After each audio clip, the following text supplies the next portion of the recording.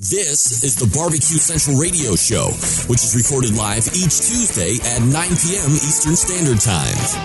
The Barbecue Central Radio Show is being brought to you by the Barbecue Guru, the original creators of automatic temperature control devices, now offering 4 different models for you to choose from.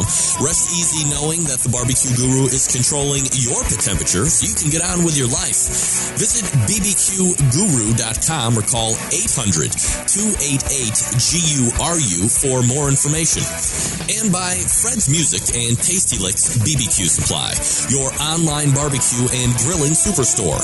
From cookers to grills, wood chips and chunks, and everything in between. Also be sure to try the Tasty Licks barbecue brand of rubs and sauces. Check Fred out online at tastylicksbbq.com. And by Stephen DeFranco Jewelers. Located in beautiful Willoughby, Ohio, Stephen DeFranco Jewelers is a family-owned and operated business looking to service the great folks of the barbecue and grilling world. Get free shipping and big discounts by mentioning my name and the term Barbecue Brother. Check out their inventory by visiting StephenDeFranco.com. And by Butcher Barbecue, with 30 years of experience in retail, wholesale, meat markets, food service, and customer service. Using that experience, everything they do and sell at Butcher's Barbecue comes from real-world knowledge. Check out their award-winning spices, sauces, marinades, and injections by visiting ButcherBBQ.com. Always trust your butcher. And by Green Mountain Grills. Discover something you'll really love. Grilling with pellets. Green Mountain pellet grills are the top of the line, best of the best, but not the highest in price. And be sure to check out all of their flavor rubs, sauces, and pellets for the Green Mountain Grill, all on their website. Visit greenmountaingrills.com to peruse the entire products portfolio. And by Barbecuer's Delight Wood Pellets. 2/3 oak, 1/3 flavor wood, giving you that perfect combination of BTU burn and sweet, succulent smoke you're looking to get all over your meat. A wide variety of flavors, so please go to the website to check it out and get yours today. Barbecuer's Delight, which is bbqrsdelight.com. And by JP Custom Smoke, a competitive barbecue team out of Wichita, Kansas, manufacturing the highest quality barbecue rubs on the market today. Looking to increase your competition scores? Looking to get the hearty high fives and hand clasps at the neighborhood barbecues? Look no further than JP Custom Smoke. In the market for a high-quality offset wood-burning barbecue pit, JP Custom Smoke has years of experience building high-quality, fully customizable, and extremely fuel-efficient barbecue pits. Visit jpcustomsmoke.com for more information. Hi, this is Bobby Rempe from Cleveland, Ohio, and you're listening to Barbecue Central. So to get that perfect barbecue, you use wood. Are you sure it's safe? Whatever. We put the lighter fluid on, strike the match, and oh! Should we call the fire department? That might be a good idea.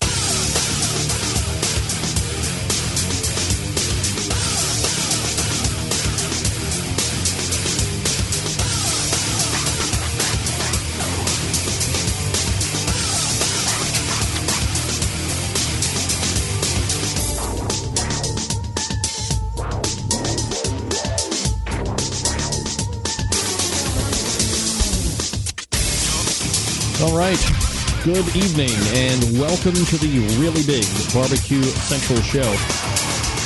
This is the show that talks about all things important in the world of barbecue and grilling, broadcasting live and direct from the Rock and Roll Hall of Fame city of Cleveland, Ohio, rapidly becoming known as the barbecue capital of the North Coast. I am your program host, Greg Rempe. Happy to have you aboard here on your Tuesday evening. If you want to get in touch with the show, you can do it one of 2 ways. It's a toll-free telephone call, 877-448-0433. You can also email the show at any point if you would like to. That is Greg at thebbqcentralshow.com. Everything else about the show can be found at the website, thebbqcentralshow.com. It's right there if you want to use it. If not, just lay out, have some fun tonight. Always happy to provide you with the barbecue grilling entertainment of the world that has transpired over the last 7 days. Here's what's happening on the show tonight. Coming up in about 13 minutes from now, pitmaster of TRUEBUD Barbecue, Tim Grant, will be joining us. On fire, pardon the pun. We're going to recap his big win this past weekend, and we will also talk about the season that he has been having so far in 2013, which is very impressive. 35 past the hour, Connie Rempe's Connie Recipes Corner reprises for a monthly spot. Always got some great recipes there from my mom, and they're easy to make. They are delicious, and you can also get your copy as well if you want to email me. Just reference the date, which is May 7th. Can you believe it's May 7th already? Jeepers creepers. So look forward to that, and then we go into the second hour. 10:14, first timer of the show, Chris Bonemeyer from Code 3 Spices. We'll be talking to him about his rubs and his crusade, his passion, whatever you want to call it. We'll be talking to him at 10:14, and then helping me close the show, coming out of the proverbial bullpen at 10:35, Scott Roberts for his monthly segment of barbecue sauce and rub reviews. All right, you're watching the show. Take some time right now. Blast off an email, make a Facebook post, get on the Twitter. Let everybody know you're watching the show right now. OutdoorCookingChannel.com is the place to go watch the video. If you have a smart device but you don't have access to video, you can also download the TuneIn radio app and stream the show live as well. Just search Barbecue Central, and it will come right up, and then start streaming like crazy just on regular radio. Don't forget, you can also catch the show live on Roku as well. Go to Best Buy or any electronics store. They should carry some kind of a Roku player, or you can buy one from Roku.com. Fun way to consume the show. And, of course, you can always watch it, that being the video feed on OutdoorCookingChannel.com as well. Also, don't forget to update the newest Flash Player version. If you can't see the show right now on Outdoor Cooking Channel, make sure that you're updated there. All right, so last week I spent some time in Cleveland West, better known as Detroit City. Big stuff out of and I visited Red Smoke Barbecue right downtown in Detroit, right by the Greektown Hotel and Casino, if people have been there before. No one knew the brand of smoker they were using in there. I sat down at the bar. I could smell some smoke. Some of the food looked okay as I was perusing, and I said, "Hey, lady, you happen to know what kind of cooker you're using back there?" And she said, "No, I don't know." And then she asked a couple other people, and they didn't know. So I was a little taken aback by that. Typically, if you're proud of the smoker, you want everybody to know, that's the face of the restaurant, to know that, hey, I'm using a Southern Pride, or I'm using a Fast Eddie's 750, or I'm using a Old Hickory, or whatever the case may be. And look, the best thing about this meal was the fried pickles. Phenomenal. The fried pickles were really good, I got to be honest. And I don't want to say it all went downhill from there, but it was, pretty bad. And the worst part of it was the guy next to me looked like he got a pretty good plate of brisket, which put me over the edge. I got the spare rib and brisket combo, and I posted a picture on Facebook of the brisket, and it was as dry as it comes, folks. So it didn't get any better. The ribs weren't that great. The mac and cheese was actually pretty good. I'm going to politely suggest, if you're in Detroit, if you're towards the Greektown Hotel or Casino, you see Red Smoke, run away from that particular location. There has to be better places to eat in Detroit, and I should have really known better. At this point in my life, I'm a barbecue snob. I was actually going to be pretty lenient too, but damn, that was bad, man. It was pretty bad. All right. Also, last week we talked to horse racing expert to the show, Harry DeHorse. We were talking about the lead up to last weekend's Run for the Roses, better known as the Kentucky Derby. Little recap there. Orb wins the Kentucky Derby, so he'll be moving on to the Preakness. The first of 3 legs of the Triple Crown is down. Now, if you remember, if you were listening to the show properly and carefully, if you were actively listening, like they teach us in sales, he was part of the trifecta that Harry gave us last week. Verrazano was nowhere to be found. I think he's still running. Finished 14th overall, but Normandy Invasion finished a very respectable 4th place, came charging late. So almost 2/3 of that trifecta ticket that Harry told us to get down on came in. Hopefully, better luck will find us in a few weeks at the Preakness. But more importantly than that, we hope that Orb, with every fiber of my horse race being, we hope that Orb wins going away as he did this past weekend for the upcoming Preakness. Of course, we'll have Harry back on a week from tonight to give us a little lead up to the Preakness that will be happening 1 week's time from Saturday. So looking forward to that.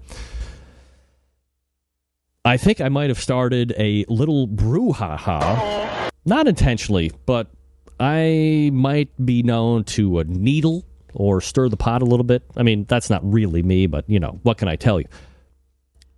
Who has the most popular barbecue and grilling website? Now, all of you are writing it down. You're writing an instant chat. Meathead, AmazingRibs.com. Meathead, according to some, not anywhere near the most popular barbecue and grilling website, at least according to reports from Experian Hitwise. The most popular site for barbecue and grilling, according to Experian Hitwise, bbq.about.com.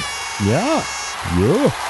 Do you know who bbq.about.com's website is? He's a monthly guest here as well, just like Meathead Derek Riches. Whoa, watch out. Amazing Ribs, according to this particular report, rated 12th overall. Of course, that has not set well with our resident barbecue expert, Meathead Goldwyn, and he is giving me any number of facts and statistic, imperial data to prove otherwise, which, in the spirit of fairness, I haven't got a dog in this fight, right? bbq.about.com, AmazingRibs.com. Here's what I know. As it relates to this show and the quality of both guests that these two bring to the table each and every month, whoever the real most popular website doesn't mean jack squat to me. Get that big stuff out of here. You want to know why? Because I have them both on this show every month. Winner! You go ahead and be the most popular website, or you go ahead and be the most popular website when it comes to barbecue and grilling. Look, I understand. These two guys want to be the leader when it comes to returns in the Googles or the Yahoos. Is Ask Jeeves still around? It might just be ask.com, right? I think about.com is kind of like a search engine type thing, right? I don't know, but I can tell you this. If Derek has the most popular barbecue and grilling website, that's great. He's on the show once a month. If Meathead has the most popular barbecue and grilling website over everybody else, that's great. You want to know why? He's on the show every month. By the way, just for fun, because I know you're all wondering, the Barbecue Central show website ranked 745,876 out of infinity. Google PageRanks just answers back with a laugh when asked where the Barbecue Central ranks amongst barbecue and grilling websites. That's why I drove to work in an $85,000 BMW and you drove to work in a Yugo. That's who I am. That's my name. That's right. All right, so, and look, I got on more. I subscribe to the Google Alerts. Do you subscribe to Google Alerts? I have alerted once a day on anything that has BBQ in it. And those numbers from bbq.about.com showed up more than once. This was a press release given. So, look, again, I don't care who has the bigger, badder website. I just appreciate the fact that they take time out of their busy schedules to be on this show once a week. What could be better than that? I don't know. Tim Grant coming up here in just a minute. We also have 4 giveaways tonight if you're interested in winning free stuff. I know you are. I know I am. Here's something else I know. Fellas, in case you didn't know, because I know some of you are slacking, Mother's Day this coming Sunday. Yeah. Get that big stuff out of here. Less than a week away. What have you done? Have I set the alarms off? Are you now scrambling for thoughts, ideas? I have you covered. This is the time that you will heed my advice and call and or go to StephenDeFranco.com, barbecue jeweler to the stars. Jeweler to the barbecue, whatever. StephenDeFranco.com, that's DIFRANCO, StephenDeFranco.com, or you can call them 440-943-2700. If you're somebody like me who's not going to even bother perusing websites, I'm going to call Steve right up directly at that 440-943-2700. I'm going to say, hey, Steve, I've kind of screwed the pooch on this one. I've screwed it up a number of years in a row, and I need your best suggestion on how to get me out of the couch, back into the bedroom for a little boom-boom time for Mother's Day, if you know what I mean. And he's going to take it from there. He's going to give you a number of different options. Could be a watch, could be a necklace, could be an anklet, could be a tennis bracelet, could be diamond earrings or gold earrings or Venetian glass, could be a high-fashion wood bowl. I mean, who knows what he has going on? One of those Pandora-style bracelets. I believe he carries the Camille brand. Any number of options. Say, Steve, here's the budget I'm looking at. here's what I'm hoping to do. And watch him feed you information that will dazzle and boggle the mind. And he's not looking to upsell you. He wants to make sure that he is hitting exactly where you are in the budget and exactly what you're trying to get across, materially to your wife, mother, whatever the case may be. But don't mess it up this year, guys. StephenDeFranco.com. That's DIFRANCO. StephenDeFranco.com. Or better yet, just call him. 440-943-2700. That's 440-943-2700. Ask for Steve, just like always. Once he gets on the phone, tell him you listen to the show. You hear about the reads every week. That you want the barbecue brother and sister discount. Well, sisters probably aren't. Well, sisters might be calling. But you want the discount, and watch the hookup from there. But again, class information, and he's not just going to be looking to push the most expensive item on you, which is key. It's key in my case. When I'm looking to spend my money, I don't want to feel like I'm getting, the one soap. I want to feel like I'm going on a sit, if you know what I mean. 440-943-2700, StephenDeFranco.com. We're going to be coming back with Tim Grant of TRUEBUD Barbecue. Also, a number of giveaways this evening as well, so get your fat fingers ready for those. You are listening and watching the Barbecue Central Show right here on the Barbecue Central Radio Networks.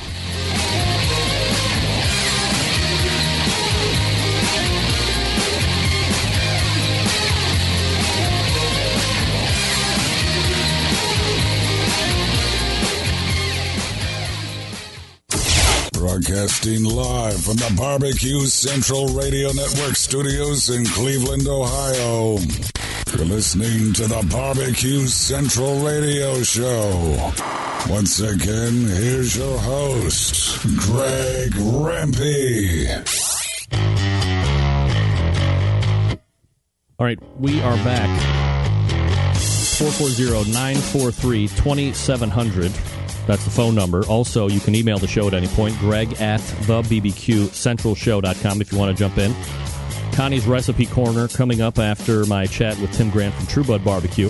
My first guest tonight, already having quite a year, won 5 of the 9 events that the team has cooked in, including a 3-event win streak that they are currently riding. They are ranked 2nd overall for KCBS Team of the Year points race in this early part of the season. Let's go ahead and race over the hotline and welcome back friend of the show, Tim Grant from TRUEBUD Barbecue. Tim, how are you, buddy? Doing great, Greg. Doing great. Good. I'm glad you made some time out here for the show tonight, Tim. Always appreciate the fact that you come on and talk about all the good things that you're into in the world of barbecue. A lot to get into tonight, Tim, not the least of which was the event this past weekend in St. Charles, Missouri. You win the Sam's Club local qualifier, so you punch your ticket to go to that regional round in Midwest City, Oklahoma this coming October. There was a lot of good teams there for sure. How did the cook come off for you guys in a general sense? Were you happy with it? Were there some things that you had to contend with that you didn't anticipate? Well, when we got to St. Charles, it was raining like crazy. I mean, it rained all day Friday, and could have kind of put a damper on things. I mean, it was, anytime you go to a contest, you got to stay in your RV or your camper. It's kind of, bums you out a little bit. But, it just rained clear probably up to midnight, I'd say Saturday morning. And so it was very damp, and, didn't have a lot of teams that got around to chat. It did start sun shining a little bit in the afternoon on Saturday, but, we've been cooking in all the all different types of weather this year. We've been clear down in Phoenix and Kearney, Nebraska, where it sleeted on us. So we were kind of prepared for it. I mean, the elements really don't affect us too much. So, but it is a little bit different atmosphere when you go into it, and it's not nice and warm and stuff out. So, I guess that's the thing that we really had to deal with. Tim, I didn't anticipate asking this question, but you brought up the weather, and you've competed in different weather types during your competition seasonings. How do you have to adjust for rain or for colder weather, or because of the cooker that you're using, is it not that big of an adjustment for you? Well, I know people out there will tell you, I cook on a Jambo, and lots of people will say weather doesn't matter on whatever cooker you're cooking on, but the truth of the matter is that it does. It depends on, your pressure in the air, or, if it's damp out or if it's hot, it's really going to adjust the time when stuff gets done, how fast it cooks. And I've experienced a lot of those things. So it's just you got to take that into perspective, and it does really affect your cook. So we just plan for it. And one of the things that you had mentioned when I came on 5-9 contests. We're really smoking this year, and one of the things that I've really buckled down on is just taking notes and I've always been a note taker, but I've basically been writing down information as far as, what the temperature is and what it's doing outside. And I'm an engineer by trade, and it's just something that I do. And, I go into my barbecue, and look at the same thing, just look at all the facts and figure out, what's going to require more time, what's going to take less time. And that's really paying off for us this year. We're really flatlining it. We're really turning it into a very consistent team. Tim Grant from TRUEBUD Barbecue joining me here on the show. TRUEBUD, that's TRUEBUD, TrueBudBBQ.com is the website if you want to check them out, learn a little bit more about the team.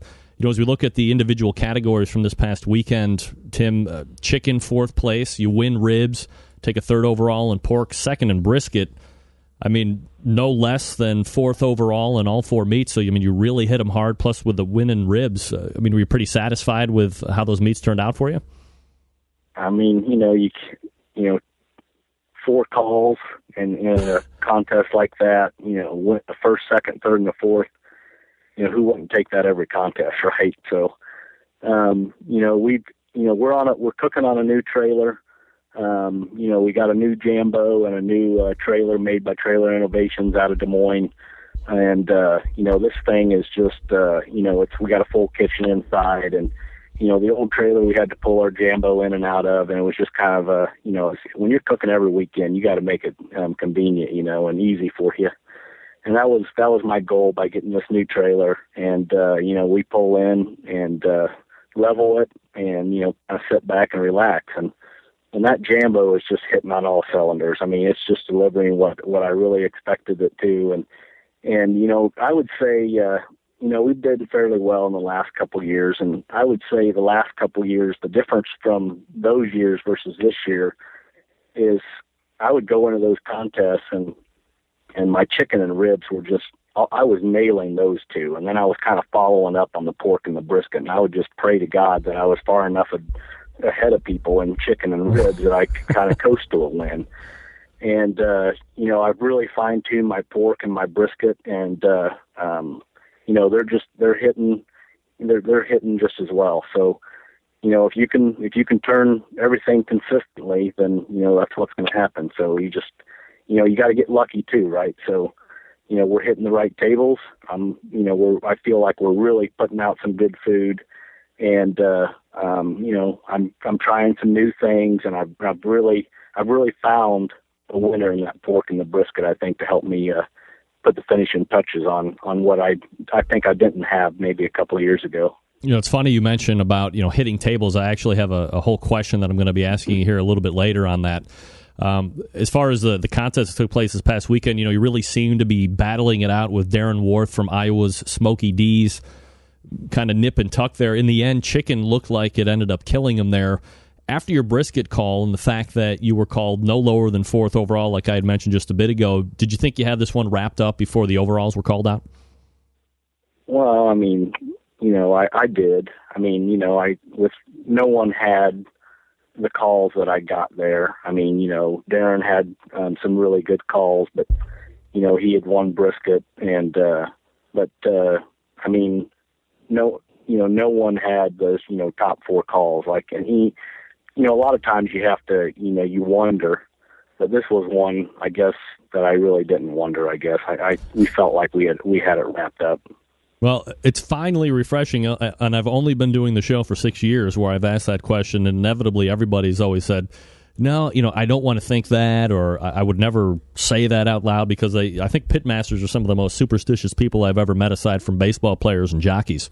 And, nobody ever seems to want to think, yeah, well, I mean, this was our day. We cooked our asses off. The judges liked it, and we feel really good before the overalls are called out. So it's kind of refreshing for you to actually say that and for it to go over air. In regards to the Sam's...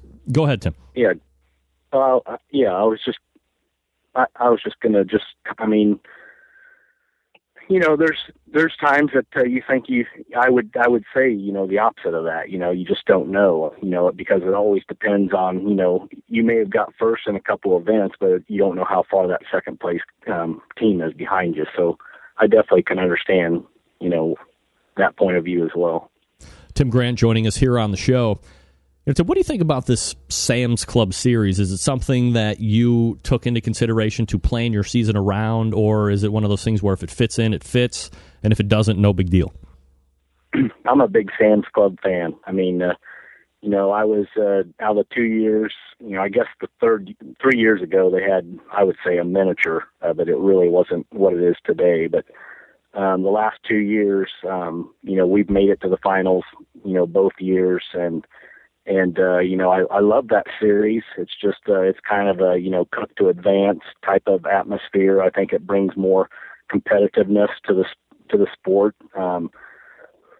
So it's just fun to know that, you got to go in there and you got to deliver because, only the top 6 are coming out of here. And, to me, that's, I'm very competitive. That's why I do this, to the degree that I do. I want to be the best at it. So it's just that, personally, that's, I'm going to do the Sam's Club every year. I'm going to fit that into my schedule. I'm going to schedule other contests around it. The Jack, the American Royal, those are the elite contests that the Invitational, you want to make it to. So I consider the Sam's Club, right up there. All right, Tim, so let me ask you the tough question here. And aside from the answer of both, would you rather win Team of the Year for KCBS, or would you rather be the outright winner for the Sam's Club Series in the end? That is a tough question. I know which one I would want. I would rather win Team of the Year. What? You're kidding me. Get that big stuff out of here. You can win money at Sam's Club. You don't win any money being Team of the Year, Tim. Well, let me tell you a little secret that in case if the other teams out there think they're cooking for money, they got a different, they got something coming because, you're not gonna, we competitively, we're in the top 10 Team of the Year. I mean, we win money, but you definitely don't win money, to feed this hobby. It's not something that you're going to do. So, I just think, winning Team of the Year would be bigger for me because I'm definitely not in this for the money.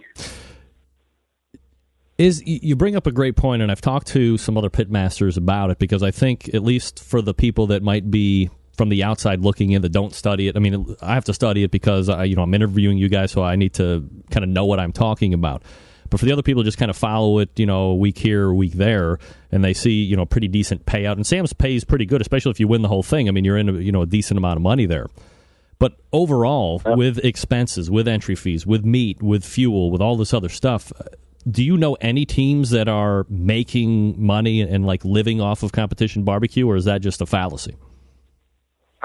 I don't believe that. I mean, if you hit certain contests, if you were to win the Invitational or the Sam's Club, like Tippy did a couple of years ago, that's the only team that I could ever see. Okay, he made money that year because he nailed those 2 contests. But and now the Sam's Club is $50,000 to the winner. But Uncle Sam comes in and he gets half of that. So what I spend in briskets a year, that's I spend about $10,000 in brisket a year. Wow. I buy a new trailer. I buy this, I buy that. I always find something to buy. So, for me personally, I don't think I'm, unless I'm, getting into whatever, sell, you can't even sell seasoning and sauce to make money. I've got great friends that do it, and, they're thinking about getting out of it because it's just more of a pain in the butt. So, it's just, it's a difficult business. I think there's some people that can really do it right, that they can make some money, but, I don't think that I could ever make enough money at it just to do it. Maybe when I'm retired, am I going to be, would that be my hobby? I think it's always just a hobby. There you go. Tim Grant joining us here on the show. TrueBudBBQ.com is his website. You know, I've talked to, or at least I've talked a bit about how this series is a bit easier to handle for teams, you know, like yourself, like a TrueBud, who will be out any number of times competing prior to the regional final. So your consistency, your process will be honed and refined by the time you get there in October. But it's going to be more of a task for the folks who qualified this weekend, but, you know, maybe they're only going to do 2 or 3 more contests prior to October. Do you agree with that take? The teams that are out there doing it more have a better shot at advancing into the finals? I think, you know, I think so, but there's also something to that. So it depends on how disciplined you are, because I think, you know, we started out hot last year, and then we went on some 20-run, you know, I could go into a contest and you know, I went on, I think it was 20-some contests with like seconds and thirds and just with no win. And, you know, when I started this year, I really analyzed what I was doing. And it was just like I had found that, you know, I thought, okay, I'm going to make this little change. And you make little changes and you don't even know you're making the changes. And then they start being, you know, that starts to be part of your ritual. So, you know, I don't know, you have to be careful. You have to be a great cook, and, you know, you can make changes, but you have to know when those changes aren't good. And, you know, I think that's always tough for everybody. And I also think that, you know, if something's not hitting, you got to try to find something that will hit. And I think a lot of people don't try that either. You know, I know a lot of great cooks, you know, that used to be good cooks, and they're still cooking the same thing. So, you know, is that going to hit every time? You know, it's not. And I think they just wonder, well, you know, what's wrong, but they don't do anything about it. So, you know, I guess there's a little bit on both sides of that. You know, if you cook every weekend, you can stay sharp, stay consistent, but you have to be disciplined. You know, if you only cook 2 or 3 contests a year, you know, I think you will have a harder chance, you know, come October when you get into the finals, if you're going to be up on the podium. All right, so let me switch it up here a bit for the next few minutes while I still have some time, Tim. You know, you've been having a very good 2013, as we have alluded to a little bit earlier. You're better than a 50% win average at this point, 5 out of 9, winning the last 3 in a row. Did you make any significant changes to any of your processes at the end of last season, or are you pretty much, you know, running the same flavors as you did then? And it is, as you said earlier, this diligence on note-taking and being very specific on what you're writing down and then looking back and referring to that. No, I've made changes. I've got a great sponsor. You know, if you're familiar with Big Papa Smokers, but he's created like an elite team that is going for points, and the winner is, you know, going to be getting a contribution toward a kids charity, and there's just a lot of things going on, and a lot of his products that he has, I have really, you know, found a way to, you know, put them into what I'm cooking and just make my things better. And I guess it's just searching for, you know, not what everyone else is doing, you know, trying to find great products, trying to find great rubs, sauces, you know, and I've fine-tuned the sauces that I make just to, you know, to give them what I feel is a better edge, you know, that people aren't used to having, you know, trying or using, and you know, it's just been by trial and error. You know, I this year I tried a new chicken recipe, and I think I got 23rd out of 30 some, you know, and you know, I wanted to beat my head on the, you know, it was one of those, you know, under the tent moments, you know, I think this will be good. You know, just trying to, and that's discipline, you know, even, you know, everyone can fail at that at times. So it's just, you know, it's just, you know, practicing with, and, you know, fine tuning, and I have changed my flavors a little bit. But you know, I talk to pitmasters every week here, and we talk about contests. Typically, talk gets to the judges, and I routinely hear this hitting the right table. So this is the question I was alluding to, because you kind of mentioned it earlier. Is there really something to that? I mean, do you have, if you did everything right, like it seems you did, do you still have to hit a right table? And that seems like the biggest gamble of the whole weekend, or is that more of a myth? You know, that's the biggest disappointment for me in KCBS, they have the correct. They're basically, with their new scoring system, they could make it so this is so much easier, to place the judges at the right table. Currently, with the scoring system, they bring the judges in, they set them at tables. If you get a bunch of low-scoring judges at a table, or even the opposite way, if you get a bunch of high-scoring judges on the same table, you can take a team completely out of play, or propel a team clear to the front. So, what they really need to do, and this is just a suggestion, but start tracking the judges. I've heard a lot of complaints. Well, we had a bunch of low-scoring judges. Well, actually, low-scoring judges isn't terrible if you actually prioritize them or sat them, at each table. So, if you kept track of what the judges, score, which they can with this new scoring system, as the judges come in, they already have assigned seats. You have an average as a judge. If you consistently score 8.7, you sit in seat A. If you consistently score 7.3, well, then you go in seat B. You could set it up where it's, at least it may not be perfect, but it's completely better than what it is today. And that it is unfortunate, for as much as us cooks are spending and the dedication that we're putting into this. Yeah. I mean, all the trailers we're buying, all the meat that we're buying, I can't tell you, we're spending in just an astronomical amount of money in meat, seasoning, sauces, time, energy. And then, it's really disappointing when you go in and something like that happens. So that, that's the biggest piece that I think is missing in KCBS is, getting it to the point where it is more consistent from the judging standpoint. Tim, where are you guys going to be at next? We were headed to Lawrence, Kansas, basically our backyard. So we're going to be out there this weekend. All right. The team will be shooting for 4 in a row. Should be a cinch. You're on the show today, so I mean, you might as well not even show up and just mail in the turn-ins through the post office because the karma is with you. Of course. Don't even think twice about it, Tim. Tim is the pitmaster of TRUEBUD Barbecue, currently ranked 2nd overall in the KCBS Team of the Year race, and winner of 3 straight events, going for number 4 this weekend in Lawrence, Kansas. Tim, always appreciate the time. Thanks for coming on tonight.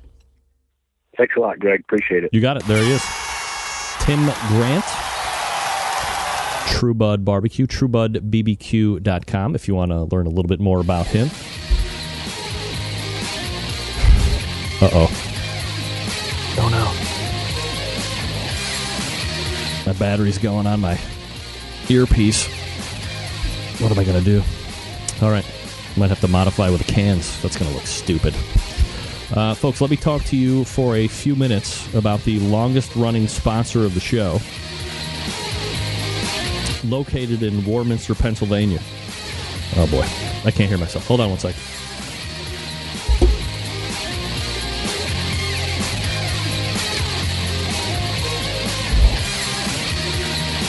All right, there we go. Man, old school with the cans there. This doesn't work when you don't change the batteries. Now, let me talk to you quickly about the Barbecue Guru, the creators of automatic pit temperature control technology. Look, if you're a busy working professional, perhaps you are constantly on the run with the kids doing errands. Quite frankly, you just don't have the time to set around in 10 pit temperatures. Barbecue Guru allows you to throw on a pork butt, a brisket, couple slabs of ribs, whatever it is that you're off to do, what you need to get done, and the Guru maintains the pit temperature you set it at. Number of different models to choose from, of course. The most popular one is the CyberQ Wi-Fi, which can patch right into a hotspot, and then you don't even have to leave the comfort of your own bed. Check out your pit temperature, up to 3 different meat probes. You can see exactly where you're at and make the adjustments on the fly on your smart device, computer, netbook, you name it, you can do it. If you're in the market for a cooker, Onyx Oven. Winning on the competition circuit as well as in the backyards all over the country. Fully insulated, holds a ton of meat. Accommodates half and full pans for food service and works seamlessly with any of the Barbecue Guru pit temperature devices. Do yourself a favor. Head on over to thebbqguru.com. Check out all the products. If you have any questions about what to order, call them directly, 800-288-GURU. They'll make sure you're outfitted with exactly what you need right out of the box. 800-288-GURU or thebbqguru.com. All right, we're going to do a giveaway just for the Roku people here, ladies and gentlemen, coming up. Stick around. We'll be right back.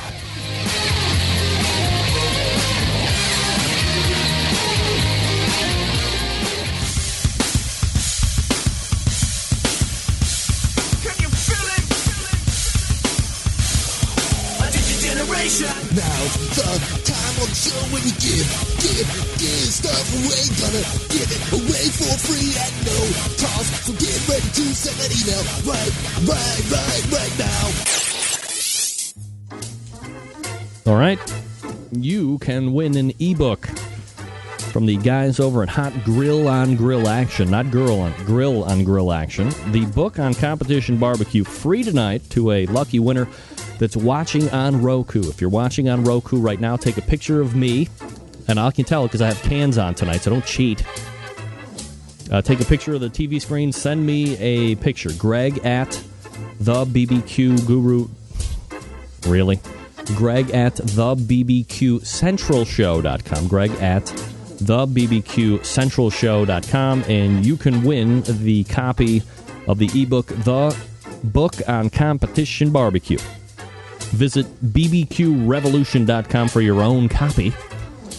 And the first Roku winner, or the first Roku person in with a picture of me attached to the email, will win that ebook.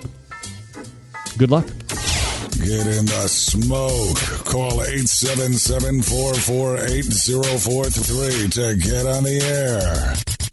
Now, here's your host, Greg Rempe. Big B, Moonshine Band, Suburban. All right, we are back. Let's go! Thanks again to Tim Grant from TRUEBUD Barbecue. There's got to be some Roku people out there that want to win, right? Of course.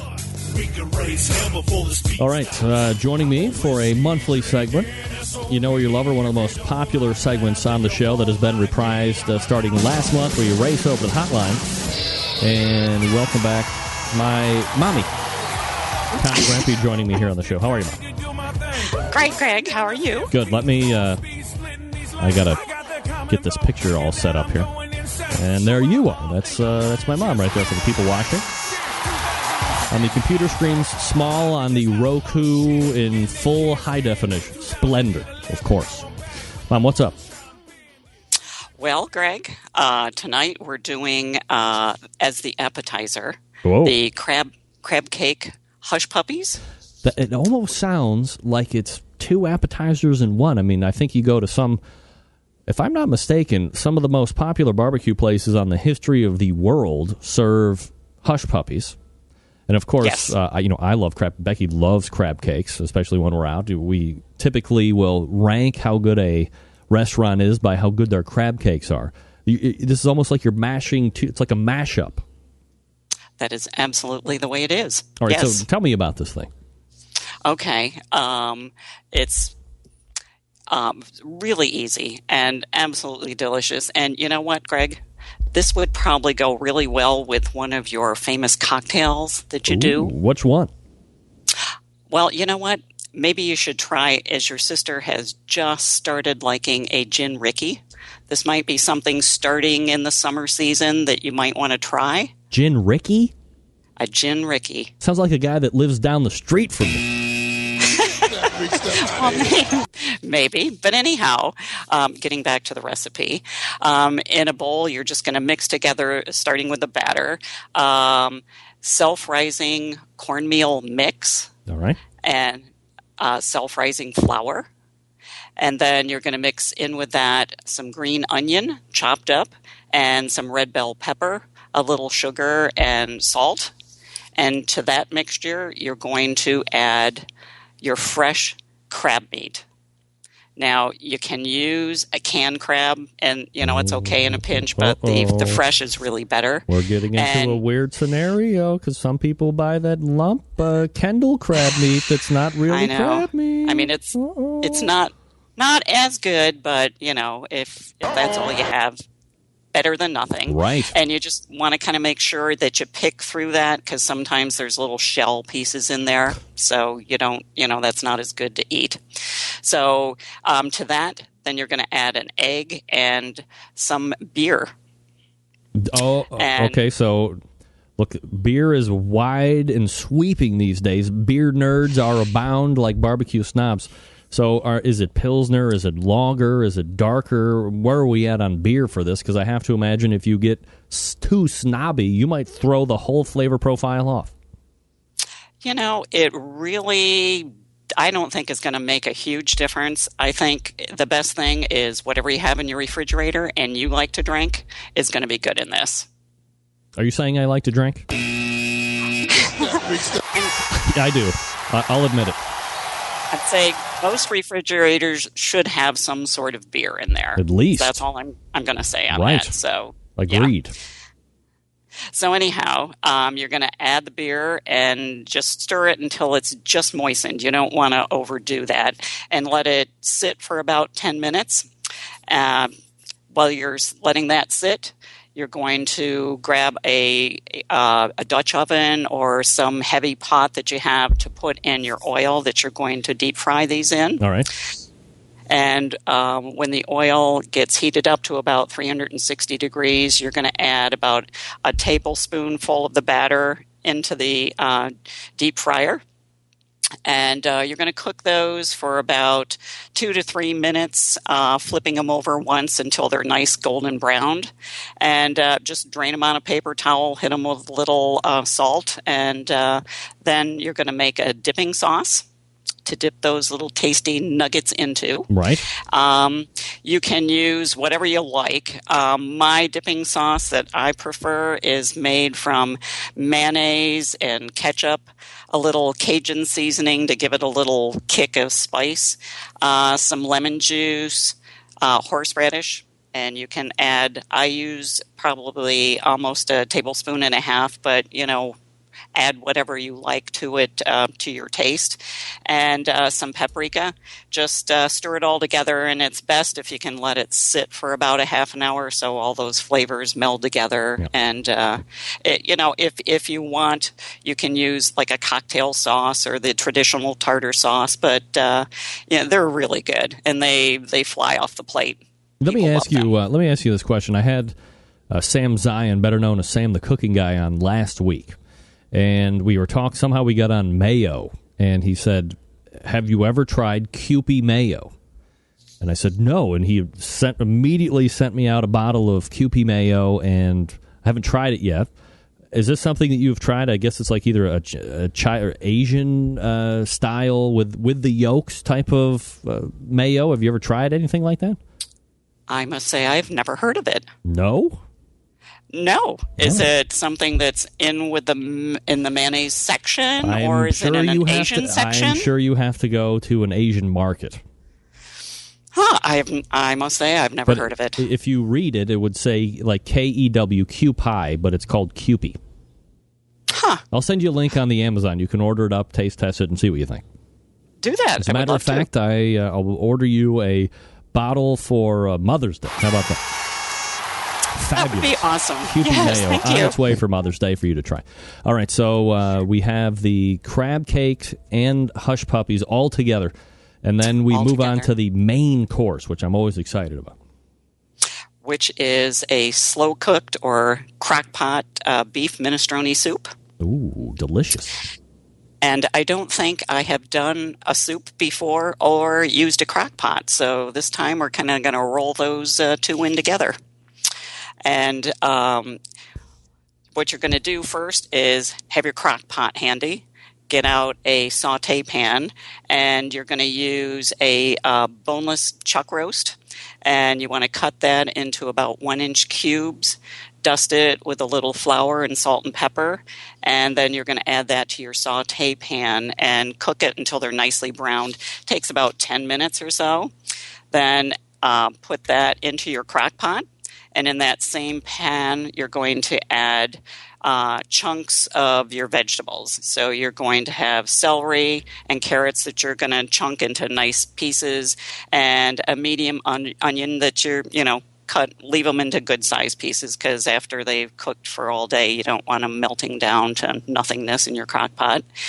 And then put that in your saute pan after you've taken out the meat.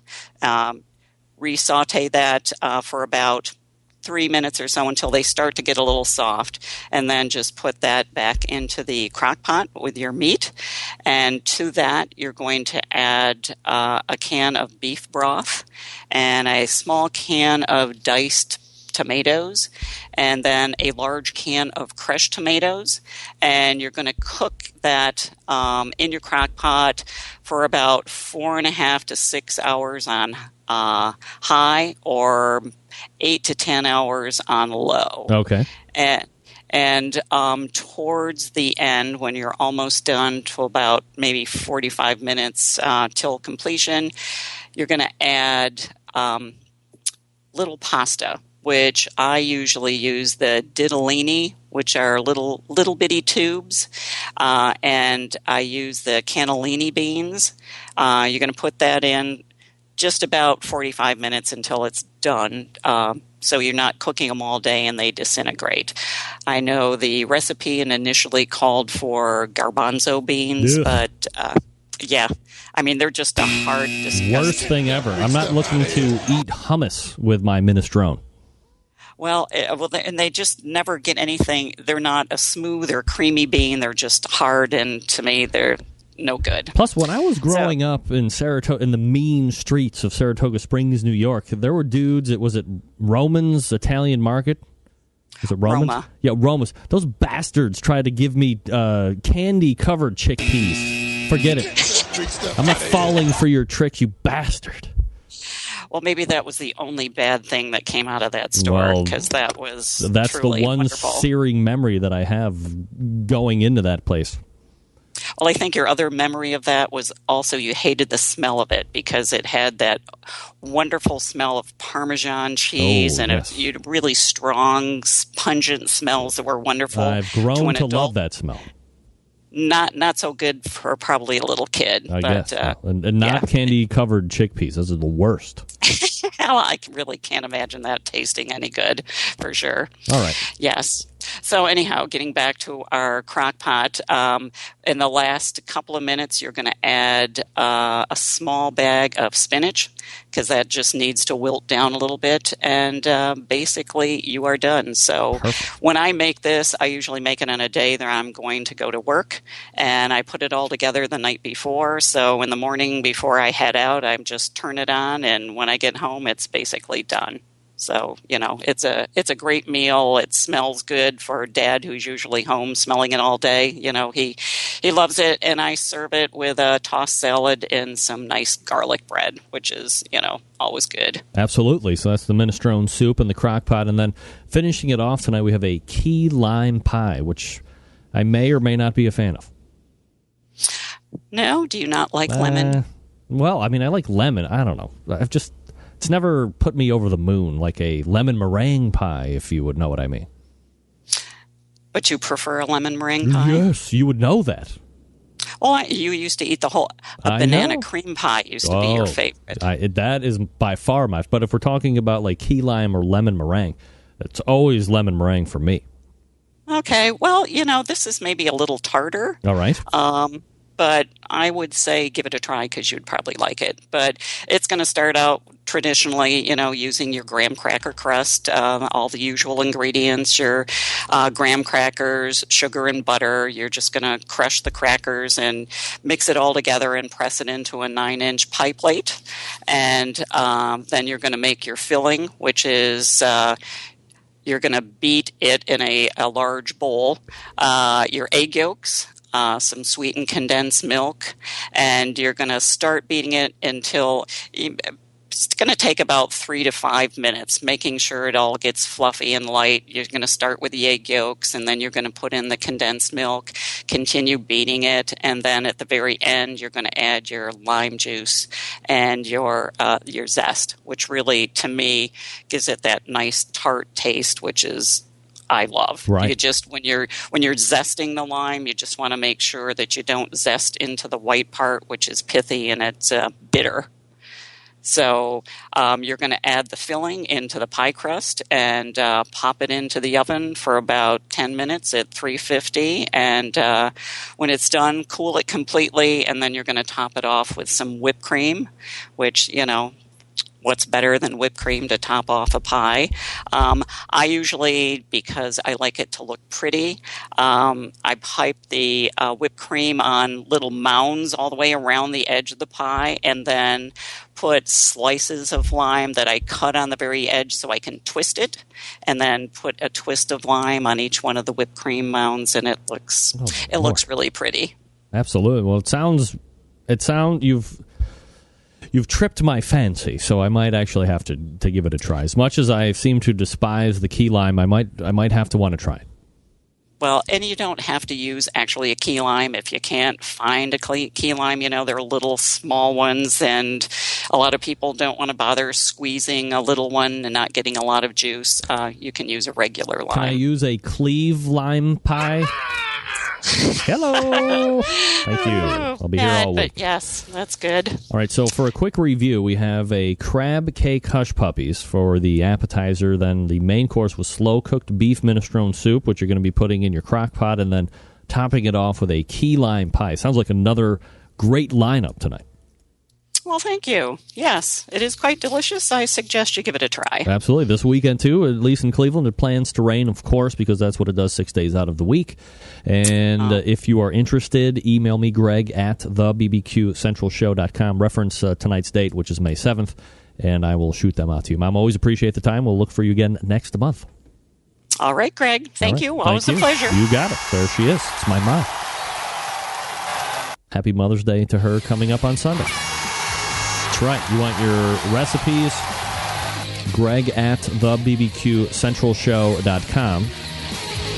Again, that's Greg at thebbqcentralshow.com.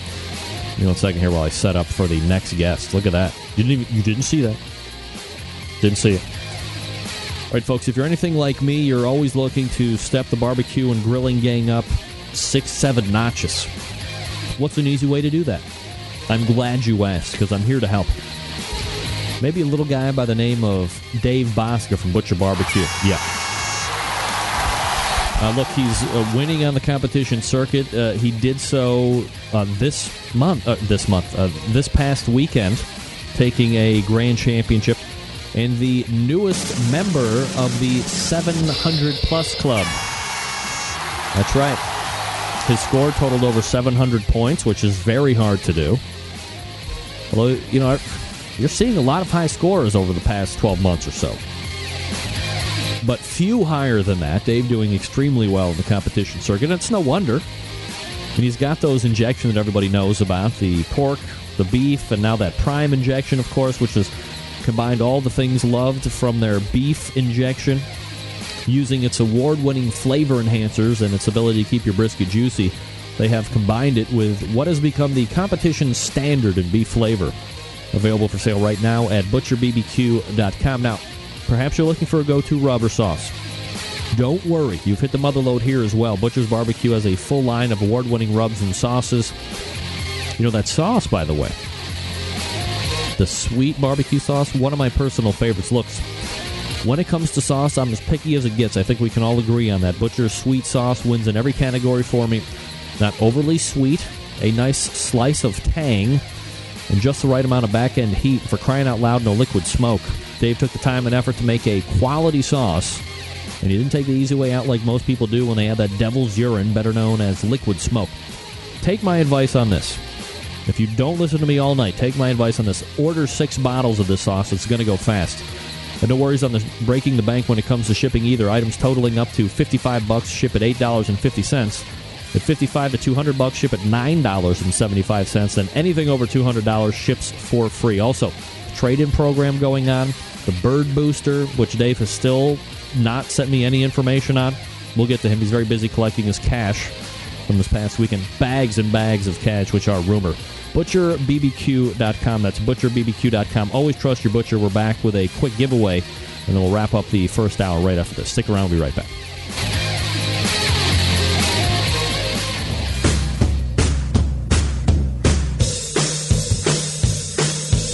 Now's the time on the show where we give stuff away, yeah. It's free and you don't have to pay a thing, that's why it's free, yeah. All right, first and foremost, the winner of the Roku Challenge for the ebook, the book on competition barbecue, is Swamp Donkeys Barbecue, who is watching on Roku, so that's awesome. All right, now you can win Chris Bonemeyer, giving away one each of their Code 3 spices. That includes the Rescue Rub, the Backdraft Rub, and the Grunt Rub. $21 value before shipping, all for free tonight for you. If you put in the subject line, Mom's Recipes, Happy Mother's Day. Mom's Recipes, Happy Mother's Day. And you can win it. Code 3, the numeral 3, code3spices.com. Good luck. Broadcasting live from the Barbecue Central Radio Network studios in Cleveland, Ohio. You're listening to the Barbecue Central Radio Show. Once again, here's your host, Greg Rempe. That took zero time at all. Winner David on the Code 3 spices. Well, that makes my transition out a little bit easier. Perfect. All right, I'll take it. I will take it. What did we learn this segment? Well, we learned that Tim Grant is steady kicking everybody's ass on the competition circuit. Look, when you're winning better than 50% on the competition circuit, something is going right. And obviously he has credited that to taking what I refer to as copious notes. Copious notes. And is certainly paying dividends back. Big return on investment there. He moves on to the regional round in Midwest City, Oklahoma in October, not soon. But many of contests that will happen before then. Of course, thanks to my mom for coming up. Last segment for the recipes, Connie's Corner. If you want those, email me, Greg, at thebbqcentralshow.com. And reference the date May 7th. I will shoot a copy over to you. All right, we'll step away real quick. We'll reload for the second hour. You're listening to the Barbecue Central Show right here on the Barbecue Central Radio Networks.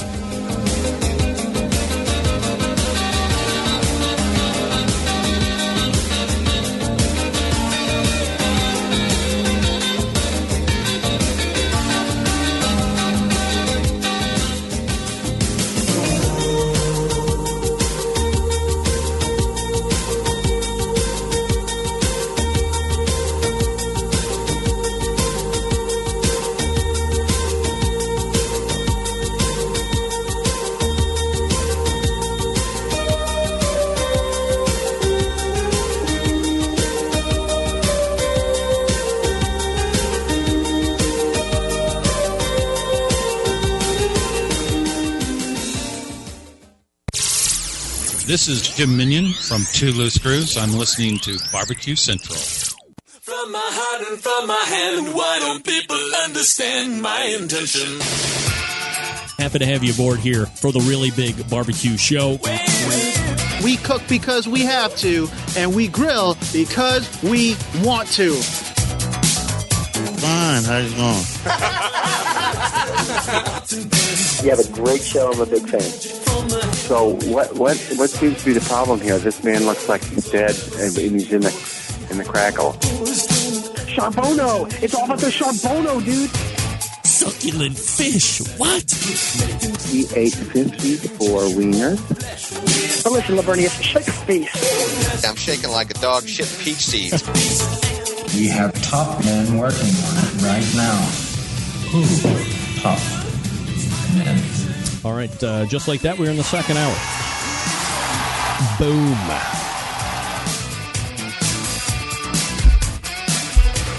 Before I forget to say it, for all the ladies in the house that are mothers, happy Mother's Day this Sunday to you, Centralite moms. Happy Mother's Day to my lovely wife right over there. Hello. Hello. Also, big ups to my firstborn, Bobby Rempe, turning 12 tomorrow. What? 12? Yikes. Maybe she'll hit a growth spurt soon. Man, 12 years old. Wow. That's something. All right, still to come tonight, Chris Bonemeyer from Code 3 Spices and the Barbecue Central radio show's own sauce and rub reviewer expert. extraordinaire Scott Roberts, set to join us around 10:35.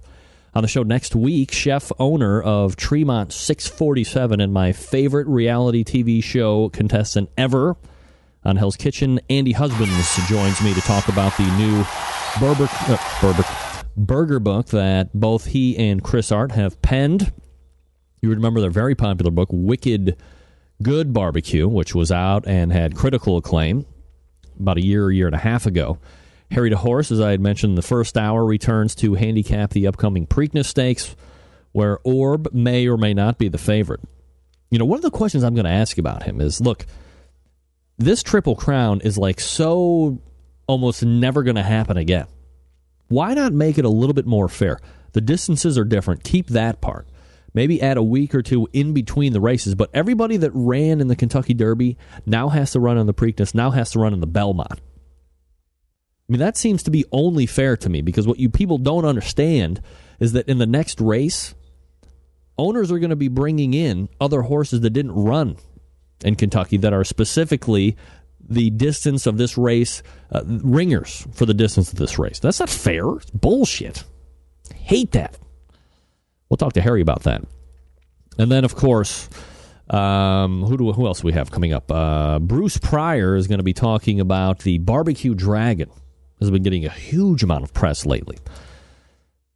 I may or may not be a fan. He's going to have to swing me because I told him that I just didn't see the value in it. But he was persistent. Look, I'm a sales guy. Obviously, he's in sales, too, because he's trying to push his Barbecue Dragon. If you don't know what it is, Google it, BBQ Dragon, on the Google, which is why I said Google it, right? Not to be redundant. And also, we'll be visiting Melissa Cookston from Yazoo's Delta Q, the lead up to Memphis in May. So not only is it the Preakness weekend, it's also Memphis in May weekend. There you go. Sam's Club Series rolled into St. Charles, Missouri this past weekend. This was a local qualifier that feeds into the Midwest City, Oklahoma regional. And that takes place October 12th. Let's see here. I'm getting a Twitters from Smokey D's, I believe. I'll read that here in just a second. The top 6 teams moving on to the regional finals. Of course, we talked to the grand champion TRUEBUD Barbecue. They finished with a 694.3. So when we were talking about the 700 Club with Dave Bosca just a little bit ago, he was 5.7 points shy. Don't let Tim take all the credit. Boyd does all the work. Now we got a fist fight. Now we got a fist fight, Darren. Watch out. Twitter war, hashtag Twitter war. Second place, Iowa's Smokey D's Barbecue with a 685. So, you know, when we're talking about the difference between, like last week, it was like down to the 10,000th point. So you're looking at roughly, 694, almost a 9-point swing here. So Tim really laid it on the rest of the field. If we're talking about points. Getting Basted was third. Gateway Drum Smokers fourth. Fifth place, Outlaw Hogs Barbecue Team. And rounding out the top 6, moving on to that Midwest City, Oklahoma regional final, which again will take place October 12th. Our butts are smoking. I remember one time I smoked a butt. Never mind. Let me see if I can't pull this up real quick. Here's gonna be. And my second language is English, by the way. I'm going to play something for you. Hopefully it's still around. Let me see where this is. Anybody on the instant chat or listening through that emails me who this person is will win something out of the Barbecue Central prize closet. I don't really dip into that for you guys too much. But I think this is important enough to at least give a try to. Let me let this load here for a second. But this is somebody who, dare I say, is well respected. Perhaps an icon in the industry, if you will. And I want to see if you have the ear to place him. I want to see if you have your audio file ears on. Of course, it's taking forever to load, which is a pain in the ass. I'm going to move on here just for a second. Where are we at?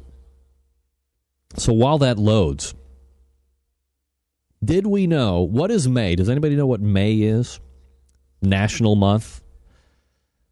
May is National Barbecue Month. Yeah, that's right. May is National Barbecue Month. You know, I don't know if, like, is it official? Is there some type of proclamation saying that, you know, May is Barbecue Month? This is better. I mean, what could be better than National Barbecue Month, right? This is our month. We're going to take this month. It's our month. Does anybody else know what May is, national month-wise? Anybody at all? Does anybody know what else is national? Let me see here. I'm waiting for somebody on the chat room to know this piece of information like I do. Beef month. Well, pretty close. 82's barbecue. Not only is May National Barbecue Month, it's National Masturbation Month. Not kidding. This is for real. It is National Masturbation Month. Look, I thought every day was National Masturbation Month. It's not? Do we need a designated month for self-love? 30 days? Like, okay, everybody. Is it better in May than any other month? Is it? Wouldn't February, you know, because it's like Valentine's Day, wouldn't that be better for National Masturbation Month? I don't know. I don't know if we need the month. It's not like anybody's breaking any laws here. You know, you're not driving drunk. You're not committing a crime. You're giving yourself a little appreciation. Do we need a month that signifies this? It almost makes it sound like if you're doing it any other month, it's bad, it's wrong. You shouldn't be doing that. Come on. I'm not kidding. So in the same month of May, we have National Barbecue Month and we have National Masturbation. Well, I'm going to tell you, this is a pisser right now because this file that I wanted to have load is not loading. And this, I'm telling you, you'll listen to... Oh, now it's loading. God damn it. Wait, hold on a second here. Let me... All right, hold on. All right. Oh, shit. Finalement, vous aviez fait le... Hold on. All right, now listen.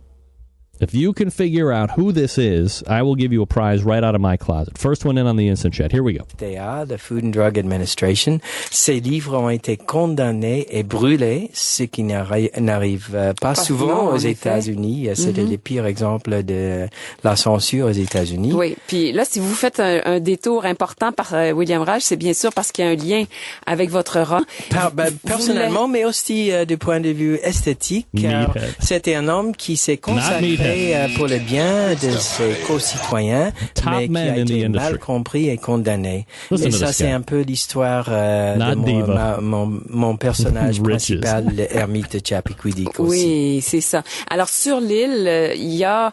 En fait, c'est particulier, les îles. Hein? On dirait que les îles, c'est un endroit, puis avec les personnages de votre roman, c'est l'impression qu'on a que ça devient, pour un roman, un microcosme parfait pour servir de refuge à des gens qui sont blessés. Est-ce qu'il y a un peu de ça? Oui, même beaucoup de ça. C'est que on prend refuge là pour échapper à la société. Dans le cas de l'ermite, une société qui lui a fait beaucoup de mal. Et pour Claire, qui est en train de guérir d'un cancer du sein. Et d'un divorce. Et puis d'un nouveau patron. Ted Reader, good guess, not Ted Reader. Bâton dans les roues. Et aussi d'une fille qui est très rebelle. Donc, we are out of time. And I'm going to leave that up. We're going to roll that into in the next break. Literally top men in the industry. Literally top men in the industry. All right, we're coming back with Chris Bonemeyer from Code 3 Spices. First of all, good night, Bobby. Tomorrow you wake up, you're 12 years old. You know what I love to do, guys? Love to cook on my grills and smokers all year round, no matter what time of year it is. Snowing, hot, mediocre. If you have a charcoal-fired outdoor cooking appliance, I encourage you to give Kebroke hardwood lump charcoal a try for your next cooking session. Quite simply, one of the best-kept secrets around, used by award-winning barbecue competitors and backyard warriors just like this guy. That's right. Kebroke hardwood charcoal is made from natural hardwood trees without any additives. They only use high-quality wood for their charcoal, not scrap wood or any other wood waste or additives. This is the real charcoal that humans have made for thousands of years. And since we have left the caves and moved on to our patios and decks, why not enjoy the finer things in life like Kebroke charcoal? All-natural hardwood charcoal performs significantly better than regular charcoal. It burns longer, it's hotter, it produces lower amounts of ash, but the taste it will impart on your food is second to none. Visit Kebroke.com, that's Kebroak, to find out more about this product. They ship to all continental U.S. states through Amazon.com. Check this out. Amazon offers free shipping on all of their bags, but the most attractive option is the 40-pound bag, which typically you can get for about $1 a pound, and that's delivered directly to your door by Amazon.com. No more hassle of dragging bags through the supermarket and getting your car full of dust or whatever it is. Just have it delivered to you. Take the day off. Have Kebroke charcoal delivered to you. This past weekend, I grilled up some succulent pork tenderloins with Kebroke charcoal, and it was phenomenal. You know what the key was? 4 days prior to that, I cooked chicken. It was a hot and fast cook, and I was cooking on the Bubba keg. I shut the bottom damper, shut the top damper, choked out the fuel, relit it with my weed burner, and I had plenty left over from the prior cook to cook my pork tenderloins. Thank you, Kebroke charcoal. Thank you very much.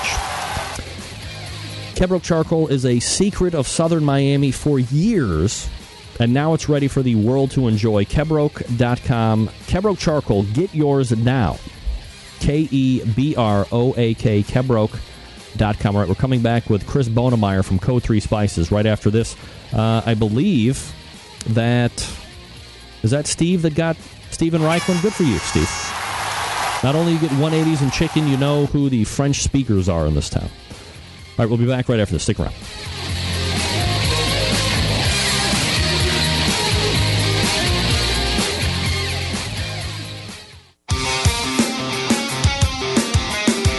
Broadcasting live from the Barbecue Central Radio Network studios in Cleveland, Ohio.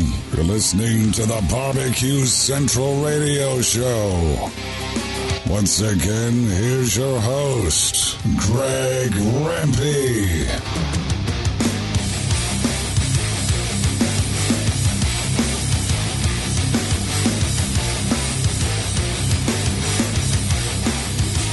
All right, we are back. John Dawson, Patio Daddio Barbecue weighing in. Gotta be Steven Reichlin. You're right. I think Steve Carmichael got it first. So. Day late, dollar short. Patio Daddio BBQ.com. 2 plugs for nothing. Don't forget, coming up at 10:35, Scott Roberts will be joining us.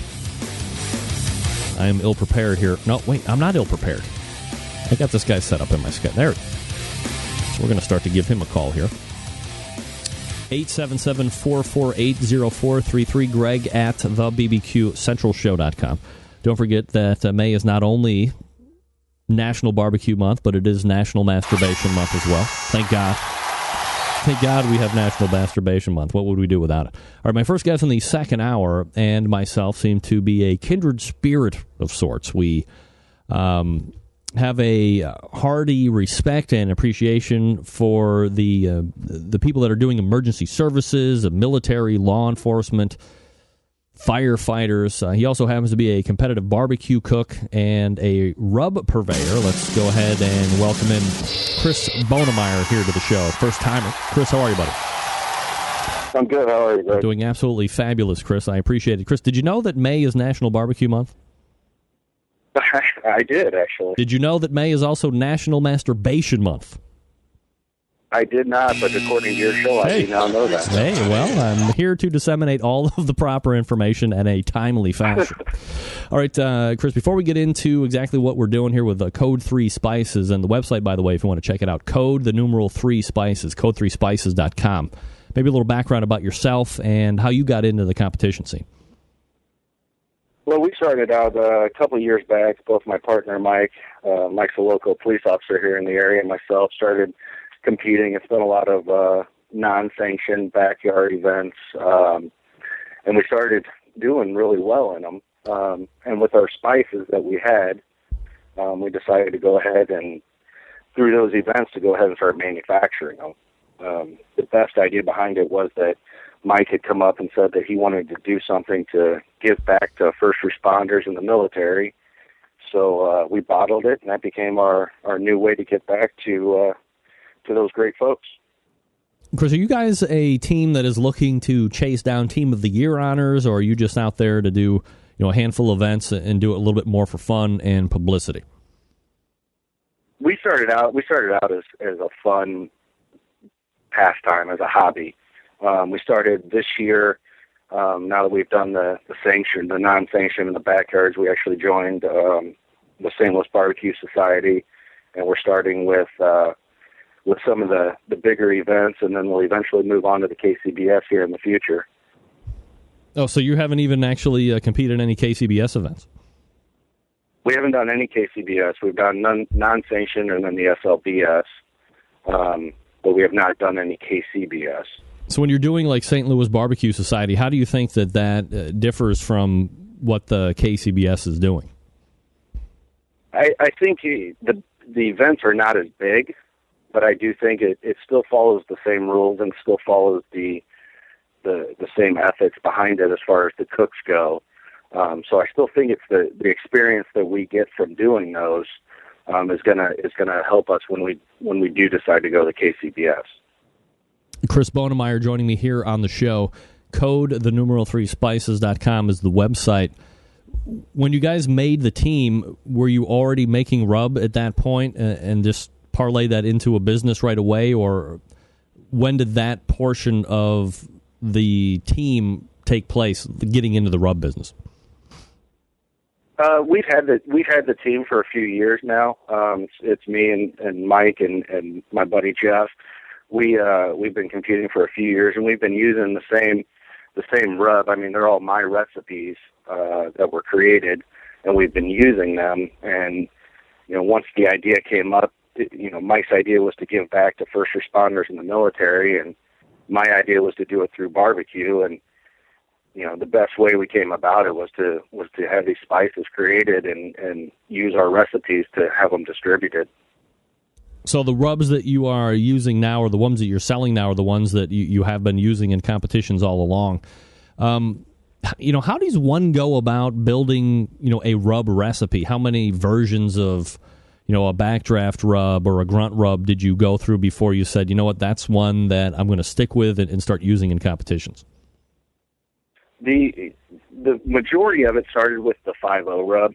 That was our initial base rub, and we've gone through many versions of that. I think early last year was really when we had decided that's, without making any changes, that was what we were using going forward. And then from there, I made modifications to our base to either make it a rescue rub or a backdraft rub as far as heat and variety goes. And since then, we've added the grunt, which is a steak rub, and also the sea dog, which is a Cajun rub. Perfect. So is there a total of 4 rubs then? There's a total of 5. Oh, 5. All right. So we have the backdraft rub, we have 5-0, we have grunt, we have sea dogs, and I'm missing one. The rescue rub. That's right, rescue rub. Perfect. Now, are these now being produced like through a co-packer or a commercial packer at this point?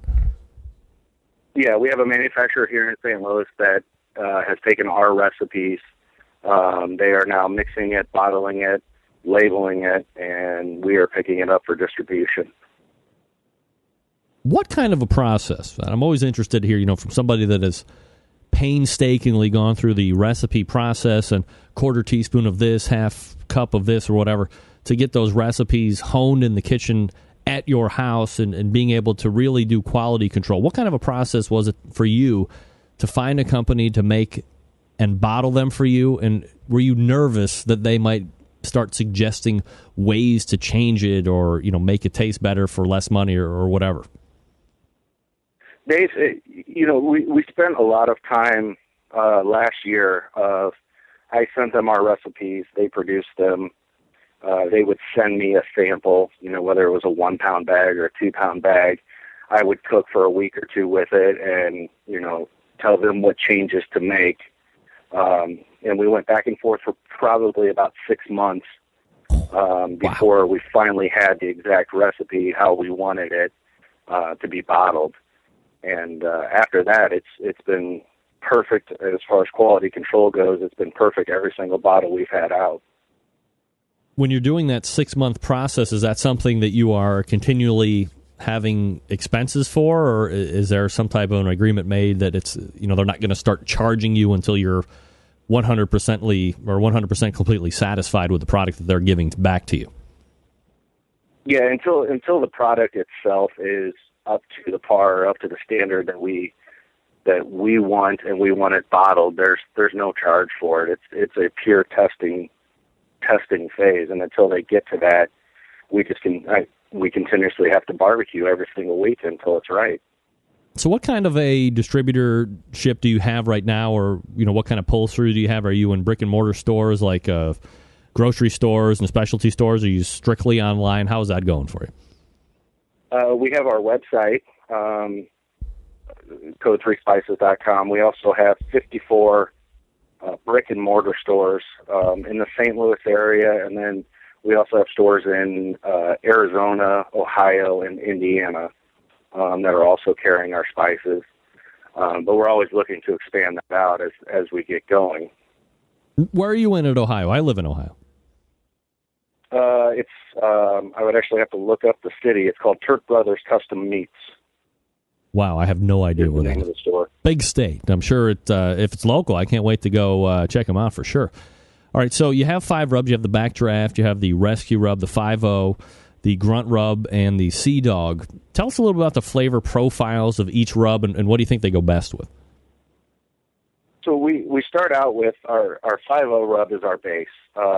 That's everything. I use that on ribs, pork, shoulder. The 5-0 rub can basically be used on anything you want barbecue flavor. The Backdraft rub is a spicier version of the 5-0 rub. So for the people that for the people that enjoy heat, the Backdraft rub is the way to go. It's got a lot of kick to it, but it's not an in-your-face hot. It's a nice low burn after the bite. The Rescue Rub is what we consider an all-purpose. It has not as much heat as the 5-0 or the Backdraft. Great on vegetables, great on chicken. You were talking to Tim from TRUEBUD earlier. Arthur Aguirre with Grillin' Fools actually took first place in the Sam's Club last week in chicken with our Rescue Rub. We also have our Sea Dog. That's a spicy Cajun. You can do anything from seafood down to ribs. I've done ribs with it, which were fantastic. And then finally, we have our Grunt Rub, which is our steak. It's a garlic, little crushed red pepper, so it's got a little heat, but a lot of garlic. You might compare it to a Montreal steak, but it's outside of that realm now that it's, with the garlic and the red pepper, a little black pepper too. Chris Bonemeyer joining me here on the show. Again, the website code, the numeral 3spices.com, code3spices.com. Chris, was there any thought given to making a sauce as well since you were doing all these rubs? We do. We've put some research into sauces. We're a fairly new company in that we only launched in November, so we're just a little over 6 months old now. We do have 2 to 3 more rubs that we'd like to launch, along with 3 sauces that we will eventually get to, and that'll be part of our product development as time goes on here. So for the people that might get their hands on your rubs, do you have specific sauce suggestions that go well with each of your rubs, or is that more of an experiment and see? It's kind of an experiment and see. One that I found that I truly enjoy is Blues Hog. It's more of a thick sauce, but either a thick sauce or you can actually water it down with a little bit of apple juice, and I think that flavor profile really matches our 5.0 and our rescue pretty dead on. Chris Bonemeyer joining me here on the show. Chris, you have ties to law enforcement, military, so on. Code 3 Spices is not just a maker of rubs, as you had alluded to here in the beginning of our interview, but you have kind of this cause that is intertwined in the business as well, kind of giving back to those first responders. If you could maybe lay it out a little bit more specifically for us and what you're looking to do. Yeah, my business partner is a police officer, and this was part of his idea of a way to give back. My family's also involved in law enforcement, from, my sister to my brother-in-law to my dad. We're all in law enforcement. And what we do is we actually take a percentage of our proceeds from every sale made, and we give it to organizations that support first responders in the military. Right now, our two main partners are Backstoppers, which is a local regional St. Louis organization. And then we also do Safe Call Now, which is a 24-hour crisis hotline out of Seattle, Washington. Safe Call Now, what they do is any first responder or military that has any sort of crisis can call their hotline at any time, and a first responder that has been trained will pick up the phone and help them out. We've just begun partnering with Responder Rescue, which is another regional to St. Louis organization, and also the International Association of Firefighters. We're doing a program with them also. All right. So look, inherently, Chris, there's going to be skeptics that hear percentage of proceeds donated, for each sale, this, that, and the other thing. How much of a sale is being donated, and how is this verified? If you look, let's say a typical sale off of our website is a $7 bottle. Somewhere you're looking at approximately 10%. And we actually, we say a minimum of 10% is donated. And the reason, because any of these, competitions that we do where we make money, whether it's, we did, St. Louis Barbecue Society in Smithton, Illinois last weekend, and any money that we made there, we actually donated back to the firefight or the fire department that it was helping. Mm-hmm. So we say a minimum of 10%, but we do donate, whether we do a charity cook for someone or a fundraiser. We have two different varieties of fundraisers that we do where we give back more than 10%. So there's a lot of, we can't really put a number on it, but I can tell you that it's not less than 10% of all of our proceeds. Chris Bonemeyer joining me here on the show. Code 3 Spices. That's code, the numeral 3spices.com is the website. Check it out. Pick yourself up some rub here and help out the cause as well.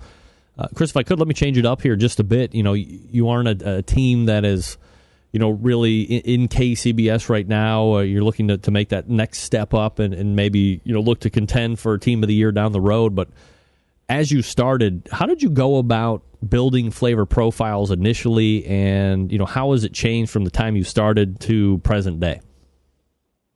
Well, and everybody goes through, I think, the same things that we go through, or that we went through. I mean, obviously everybody started grilling when they were young, and they started cooking, and they started seeing, you mentioned Steven Reichlin earlier. I mean, that's where I started. I caught his TV show in college and started cooking, and yep.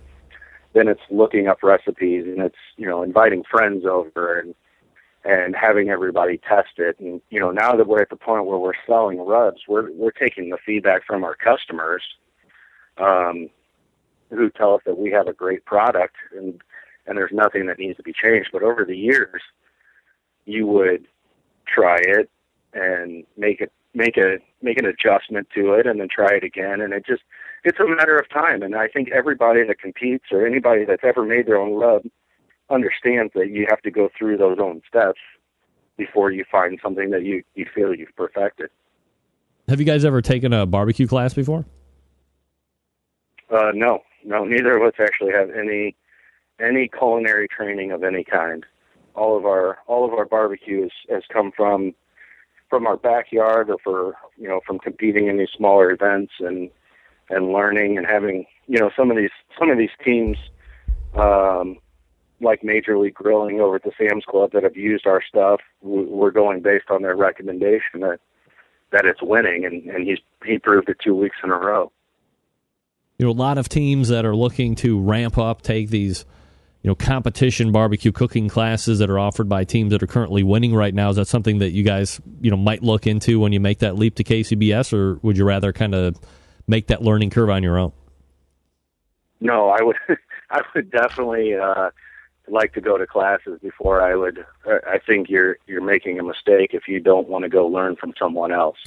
I think going to these classes is very, very crucial to making that learning curve go a lot faster than sitting out on your own and trying to figure out what you're doing wrong. Absolutely. Chris Bonemeyer is co-pitmaster of Code 3 Spices and a manufacturer of the Code 3 Spice Rubs. Again, the website code3spices.com. Chris, appreciate the time, man. Really enjoyed the story about how you guys got going, and I really appreciate what you're doing personally for those first responders and law enforcement and military. Continued success, and hope to talk to you soon. Thanks, Greg. We appreciate getting the word out. Yeah, you got it. There he is. Chris Bonemeyer, code3spices.com. That's code, 3spices.com. Pick them up. You can win some here. Oh, wait, somebody already won some. David won Code 3 Spices. David, I want a full report. All right, now I've screwed up. Of course. Drive. I revised my JP Custom Smoke read, but I didn't print it out because I'm an idiot. All right, look. Let me talk to you for a few minutes about JP Custom Smoke. Folks, you are literally missing out on perfect scores if you aren't getting this stuff. A bold statement? Perhaps. Except I have the empirical data to back it up. How about no less than 2 perfect chicken scores, yes, 180s, in as many weeks? You betcha. Great Plains Barbecue did it 2 weeks ago, and Smoking Bones BBQ did it this past weekend. What's better? The pitmasters of Smoking Bones was telling John Patty that his chicken scores were off. Needed something new to use. John reached into his satchel of rubs and said, hey, try 2 bottles of this Sweet Heat chicken rub. Check it out. And the rest, as they say, is perfection history. It is painfully obvious, Centralites, that you are the ones who will benefit the most from buying this stuff. John has some of the most sought-after rubs on the market today. It's about time you start enjoying the rewards as well. And here's what you have to choose from. As I just mentioned, JP's Sweet Heat Chicken Rub, JP's Custom Blend for pork, also that brand new to the market JP Custom Smoke Beef Rub. Can't wait to get your hands on these flavors? I understand. Hit up jpcustomsmoke.com and get yourself some right now. And if you don't compete like me, this will have all the neighbors wondering how your barbecue far outshines the rest of the D-bags in the neighborhood. Guys that want to be like you, neighbor ladies, draw your own conclusions. JP also promoting an upcoming barbecue contest. It is the Valley Center Spring Fling Barbecue. May 31st through June 1st. So that's coming up end of the month. It is filled with 100% CBJs. If you're interested in competing or learning a little bit more about this competition, contact Marcella Peterson, 316-755-7340. Again, that's 316-755-7340, or hit up the website VCKS, V as in Victor, CKS, VCKSchamber.com. And on a personal note, John and Tina Patty, some of the best folks on earth, let alone on the competition circuit. If you're going to that next event, make sure you take the time to meet them, say hi, tell them you hear them on the show. Maybe even grab one of John's famous Bloody Marys, for crying out loud. Fabulous. JPCustomSmoke.com will be right back right after this. Time on the show when we give stuff away for no money. That's why it's free of charge. You can win stuff and I'll give it away for free. All right, you can now win. See this? TRUEBUD barbecue t-shirt. You now have the opportunity, I should say, not option. You have the option of winning a TRUEBUD barbecue t-shirt. If you want to learn more about the team, visit TRUEBUDBBQ.com. That's TRUEBUD, TRUEBUDBBQ.com. Give them a like on the Facebook as well, Facebook.com/TRUEBUDBBQ. All one word, TRUEBUDBBQ. First one in, the email with the subject line, JP Custom Smoke TRUEBUD. JP Custom Smoke TRUEBUD wins a t-shirt. Then we'll talk about size specifications, all other crap. TRUEBUDBBQ.com, Facebook.com/TRUEBUDBBQ. Friend them, for crying out loud. Good luck. Big name interviews, advice on cooking brisket and ribs, and the only host willing to share his honest opinion on all things important in the world of barbecue. It's the Barbecue Central Show.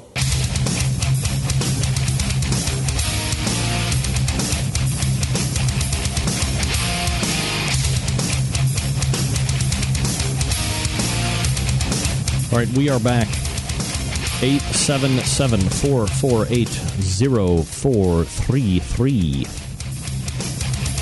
Where did he go? There he is. I lost myself there. We got a winner yet? TRUEBUD BBQ. I'm sorry, JP Custom Smoke TRUEBUD BBQ. For your chance to win a TRUEBUD barbecue t-shirt. It's a free t-shirt, for crying out loud. You don't like free t-shirts? I think every t-shirt in my drawer right now is a barbecue-related t-shirt. No big surprise, of course. All right, now I got to fix this. Make sure I got the last guy here. Here we go. All right.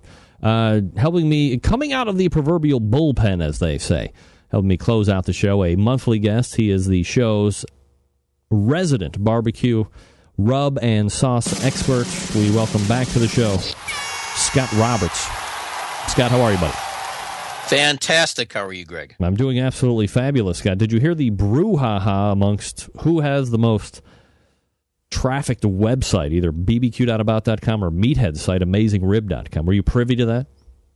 No, but I know at one point one of the two sites was number one. And do we have any official consensus? I don't know. Consensus on it? I don't know. And here's what I know the most of, which I like the best. Each one of them shows up once a month here on this show. I win no matter what.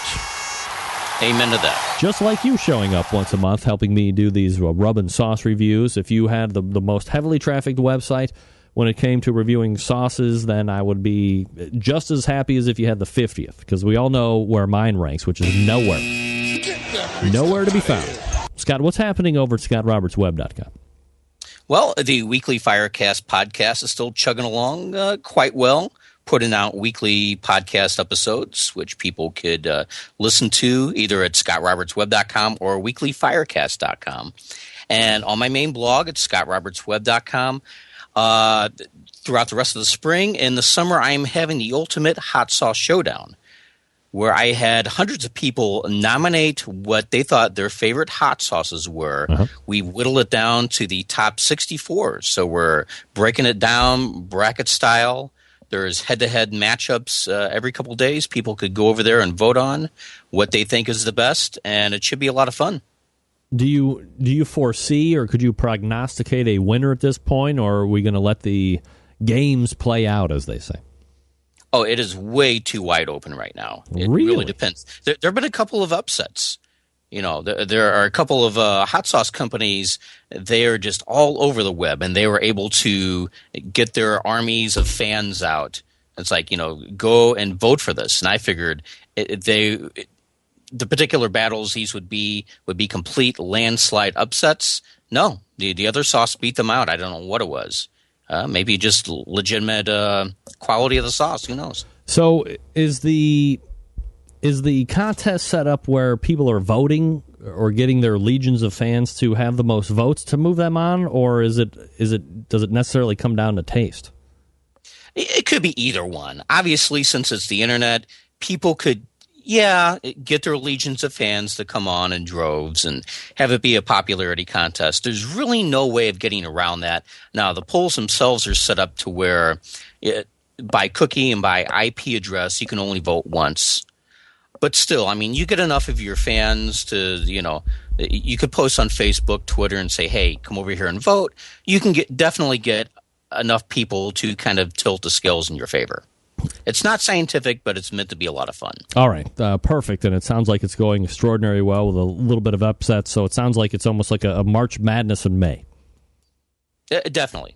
Cool. All right, so we're talking sauces and rubs with our resident expert, Scott Roberts. You can find him at scottrobertsweb.com. First thing that we have up tonight is something called the Char Crust Southwest Chipotle Seasoning. And if I'm not mistaken, Char Crust is not a new product per se. I believe I actually see it in my Giant Eagle stores. I might have actually tried it like 6 or 7 years ago. But, what do you know about this particular thing, and how does it work for you? It's definitely not a new brand. It's nationally available in a lot of supermarkets. You can just simply go to charcrust.com, go to their store locator, and find out where you can get this nearest to your place of residence. They have a bunch of different flavors. This one I just wanted to try out. Southwest Chipotle, kind of, along my lines as far as a good taste profile. I'm always looking for something with a little bit of spice. This, by the name Southwest, it might be smoky. It might be something that might make you think of, Mexican, Southwest, that kind of flavor profile. Sure. One thing I have to mention right off the bat, I don't like the way it comes. It comes in this little box, and then there is a paper-covered foil pouch inside. Yes, with right. It's pretty cheap, right? It depends on what you get. The 4 ounce. I mean the packaging is pretty cheap, pretty chintzy. Very cheap. Yeah, I would have rather it come in a shaker bottle. Instead, you get this paper foil pouch that you would get like a macaroni and cheese powder stuff. That type of thing it would come in. So you kind of have to fold that up and put it away in your cupboard until the next time you use it. I try this out on a few different things. The chicken, pork. It did fine. It has a very high salty content type taste. There was that smokiness I was looking for, which is good, but just wasn't anything that really grabbed me. And after the cook, it just kind of lost me. About the only thing it really added was just that kind of peppery and salty flavor. Nothing too complex and nothing to really put the meat over the edge itself. Was it crusty at all? Did it add a crust that you wouldn't otherwise be able to get from just a traditional type of high heat sear? Well, you know what? I put so much rub and seasoning on my meats anyway. It's almost crusty anyway. I mean, you get that good bark coating. So I put so much on there. Yeah, I guess you can call it a crust, but no more than perhaps any other typical seasoning that you would put on there. All right, I just don't sprinkle a tiny bit on. I coated it. Gotcha. How many ounces are you getting in a package, and what's your price point here? It comes on a 4-ounce package, and it retails for about $5.95 each. And like I said, it's available at charcrust.com. Just look. If you're interested in this, just look on their store locator on their website. Not a great deal for that price, right. I would say. No, I mean, it seems like pretty overpriced. Yeah. If they would knock it down a couple bucks, I might recommend it. I might be on the borderline. Now, the rating I would give for this is kind of in between an oven baker and a backyard griller. About 2.5 out of 5. So very middle of the road product. We'll make up a status tonight. We'll call it backyard oven baker. There we go. Perfect. A backyard oven baker. I'm making an acronym. The BYOB. Bring your own booze or a backyard oven baker for Char Crust Southwest Chipotle seasoning. That can be found at charcrust.com. 4 ounces for $5.49. The next one up was... hold on a second here. Ladies and gentlemen, Scott is about to review a sponsor of the show. Tasty Licks Barbecue Company's Black Bart's Brisket Rub. Scott, I think I can say right off the bat that this is a grand champion. We move on from here, right? No? All right. Go ahead. Hit it. I can say whatever I want about it. Of course you can. Go ahead. I can say worst product in the world. Worst ever. But you know what? I'm going to be completely honest here. No money, passed through my of course this not. Product. This is why I have you on. You're an independent party to the show. I mean, I don't have you on to kowtow to anything. I mean, if I'm getting paid by somebody, I mean, who cares? I bring you on to give me the straight dope, as the kids say. Yep. Now, as the name might suggest, brisket, this would be great on beef. Of course, most people, they prefer savory things on beef, as opposed to a lot of, the high sugar content, honey, whatever it is. And this certainly is no exception. The flavor profile, very heavy in paprika, salt, garlic, cayenne peppers. So you get that salt and spicy flavor. But you know what? It's very well balanced. And once you get this on some meat, you get the juices from the beef melding in with this. It is damn near perfect. Really? Yes. It's a very tasty, very good product. I highly recommend this. It's not a perfect thing. I would not give this a grand champion, but it's pretty close to it. So as far as a rating would go, I would give this a top 10 call. All right. Fred will be over the moon to hear that top 10 call. As far as what you're getting for price points and where can you find it? You could find it at fredsmusicandbbq.com. And I believe the shaker bottle is 6 ounces, and it runs for $6.99 plus shipping. Scott, I would never purposely correct you, but of course we all know that it is TastyLicksBBQ.com at this point. Of course, you knew that. You knew it. Gotcha. Of course. All right. So top 10 calls. So, I mean, overall, you liked it pretty good. Yeah, very, very good product. Cool. Now, last product that we're going to be reviewing tonight is something called Flaming Joe's original is it Caribbean or Caribbean? How do you say it in St. Louis? Caribbean, I guess. All right, original Caribbean style jerk sauce. So this is conjuring up, places that are south, places that are warm. Flaming means hot. Jerk typically to me means hot. So we might be in for a spicy ride, which you probably dig. Absolutely. And you know what? Not a whole lot is spoken about jerk spices in barbecue circles. I mean, occasionally it is. A lot of people, quite frankly, don't know what jerk spice, jerk seasoning, jerk rubs, jerk sauce is. And it's, for the uninitiated, it's pretty much something that is high and is very complex, high in allspice.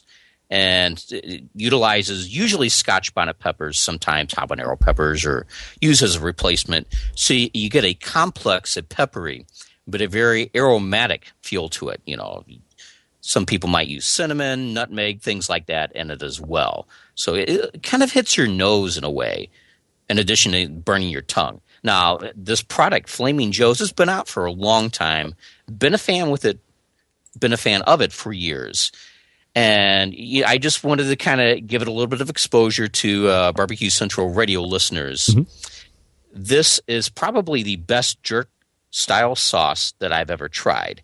It's good for people who love a lot of spice, but for people who are unfamiliar with the jerk style, it has just a very smooth, sweet, easy on the tongue kind of flavor, in addition to having the other sensations, the flavors hit your nose, hit your mouth, hit your tongue, all at the same time. Perfectly, wonderfully balanced. Really? This is something I think, if you're into those kind of flavors, you should have a bottle of this in your refrigerator at all times. All times? All times, yes. All right, so how much is it? How much are you getting for that dollar amount? And where can you get it at? It comes in a 13.75-ounce bottle, runs for $9 plus shipping, and you can get this at FlamingJoes.com. Excellent deal for that price, by the way. And, of course, as you can probably guess, I would give this thing a grand champion rating. Really? Doesn't get any better than Flaming Joe's original Caribbean-style jerk sauce. Is it Flaming Joe's, like JOES.com? Yes. FlamingJoes.com. So as we go in reverse order, getting the grand champion tonight, Flaming Joe's original Caribbean jerk-style sauce. The top 10 call goes to Tasty Licks Barbecue Company's Black Bart Brisket Rub. And then the Backyard Oven Baker, which we just made up tonight, the Char Crust Southwest Chipotle Seasoning, charcrust.com, tastylicksbbq.com, and flamingojoes.com, respectively, back in reverse order as well. Anything else, Scott, you'd like to hit before I let you go tonight? Be sure to jump over to scottrobertsweb.com. That's the hub for all of my activities. We will check you out there. Scott, always appreciate the time, and we will see you, believe it or not, we will see you in June. Awesome. Can't wait. Crazy. All right, there he is, Scott Roberts. ScottRobertsWeb.com. I can't believe that we've had another grand champion. Rarely happens this many times during the course. I think we might have 2 or 3 already this year. Somebody is stepping up the products. Somebody stepping up the products. Coming up out of the break, your chance to win a chicken changer from GetFiredUpFoods.com. From Michael McDearman. Stick around for that. Now, we just talked about the Tasty Licks Barbecue Black Bart Rub, right? Yeah, we did. Let me talk to you quickly about the rest of Tasty Licks Barbecue Supply. You know, trusted online retailer, a longtime sponsor of the show, as I said time and time again. You know, I just spoke with Fred a week ago, and he wanted me to make sure I get this out to all of you. Tasty Licks now carries Kamado Joe cookers, Meadow Creek cookers, spices, sauces, accessories. Much of these items are in stock and ready to ship to you directly. Have you ever been looking for Oak Ridge brines and rubs? Have you ever been looking for the complete line of Plowboys rubs and sauces? How about the Smoke on Wheels products? Tasty Licks has them all. And, of course, you know by now that Tasty Licks Barbecue is your Big Green Egg headquarters, including many items for the egg that you can't get anywhere else. And these Big Green item parts are in stock at tastylicksbbq.com. Also, Tasty Licks Barbecue Supply now carrying Harry Sue's Chicken Rub. This particular rub is the same one that helped him win 8 grand championships last year, as well as the KCBS Team of the Year in chicken category. Crying out loud. Got to pick some of that up.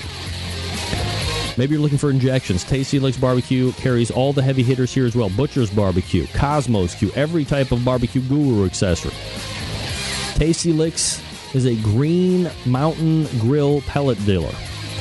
And as Fred says right here on this show, they provide classes to the public as well. Fred teaches some, but he also brings in some of the top pit masters around the country to teach at his facility in Shillington, Pennsylvania. Attention teams, Tasty Licks is your competition headquarters as well. All supplies for competition teams. Pans in different sizes, aluminum trays, gloves, thermometers, turn-in boxes for your practice.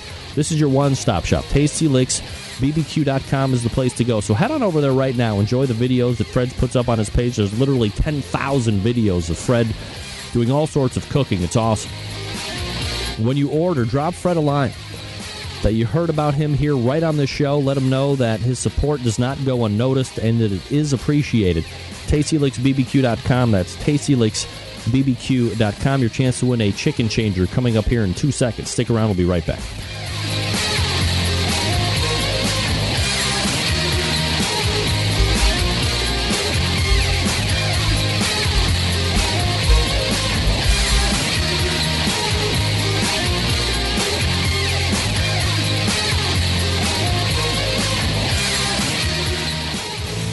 Now's the time where we give stuff away. People give us stuff on the show to give away at no money for you. That's why it's free. Send an email on its way when I tell you to. That's right. That's why we give stuff away. Oh, every time I hear that, I wonder why the hell I did it. All right, getting your chance to win a chicken changer from Get Fired Up Foods. GetFiredUpFoods.com is the website. Michael McDearman giving one away to a lucky winner tonight. All you have to do is send me an email into the subject line, Scott Roberts Butt Burn. Scott Roberts Butt Burn. Sounds homoerotic, is not. For your chance to win a chicken changer from GetFiredUpFoods.com, thanks to McD, better known as Michael McDearman, for giving one of these away to a lucky winner. Stick around. We'll be right back. Broadcasting live from the Barbecue Central Radio Network studios in Cleveland, Ohio. You're listening to the Barbecue Central Radio Show. Once again, here's your host, Greg Rempe.